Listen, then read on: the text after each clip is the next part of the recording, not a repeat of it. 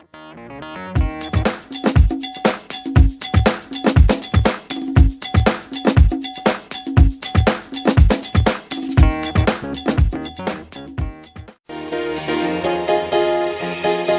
latest entrant in the Galaxy family may fool you into thinking that nothing much has changed since the popular Galaxy S3. But a closer look shows a focus on premium materials, and though it's still predominantly plastic, Samsung has opted for nicer materials as a whole this time around. But we couldn't help but wonder that Samsung is pretty much on autopilot when it comes to design. The TouchWiz UI also sees massive improvements, bringing in a whole set of brand new features such as the Air View mode, which helps you get a quick preview on movies and also lets you preview your speed dial contacts in the dialer.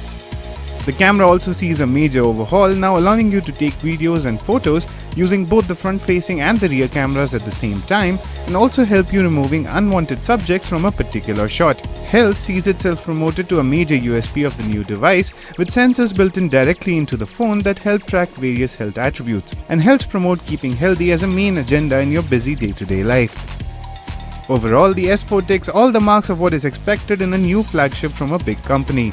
5-inch 1080p display, a quad-core Qualcomm processor or an octa-core Exynos processor depending on the region you are in. It is also one of the first devices from a Google OEM that features the latest version of Jelly Bean Android 4.2.2. With features aplenty, we only wish Samsung had been a little more creative when it came to the actual design of the product.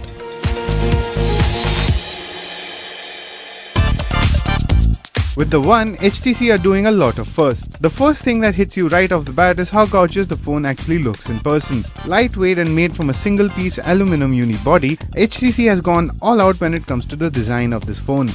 Another first is the new version of Sense found in HTC One. The Sense 5 UI seems to have lost a lot of weight and gained a few interesting features. The first of which is the brand new Blink feed, an Android implementation of what can be best described as a cross between the live tiles from Windows Phone and the home feed from the Nokia N9. Blink feed is a flipboard-like implementation of all your social and news feeds organized into one place for a quick one-look consumption of your content. It's a really neat idea that helps the phone stand out among the faceless clones permeating the mobile industry. The Blink feed is also something that is not forced upon you. A swipe from the right of the feed reveals your standard assortment of Android home screens, or if you want, you can turn off Blink feed altogether. The Android 4.1.2 Jelly Bean device also has a quad-core 1.7 GHz processor running under the hood, powering the phone, and the gorgeous 4.7-inch 1080p display. Another first and something that we really like is the placement of the speakers on the handset. The speakers align themselves nicely on the top and bottom of the display and delivers clear stereo sound thanks to the Beats audio branding on the device. The camera is another first in the industry. The 4MP ultra-pixel camera delivers some truly great images, and a host of software tweaks on the camera side, like the all-new Zoe functionality, also help step up its game. Overall, a gorgeous phone with just the right amount of software features to make it an enticing proposition. The only thing we are worried about now is how HTC will price the One in India. HTC has faltered with pricing in the past. Let's hope that it is not a trend that will continue with this device.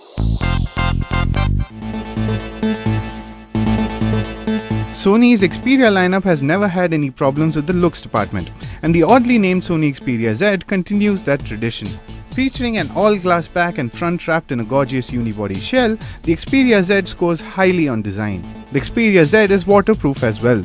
With ratings of IPX5x7 and IPX5X, the phone can be submerged in 1 meter of water for up to 30 minutes, with the capacity to resist high amounts of dust as well. The one drawback from all of this is the amount of flaps that cover the ports of the phone. Admittedly, we are not big fans of hiding everything behind a veil of plastic flaps, but the ones on offer here are of high quality.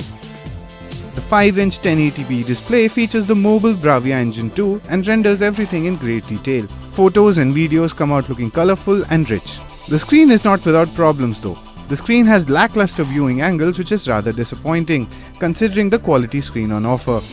Sony's UI, already a lean take on OEM skins for Android, solidifies its approach further, removing unnecessary animations and streamlining transitions to make for a smooth Android 4.1.2 experience.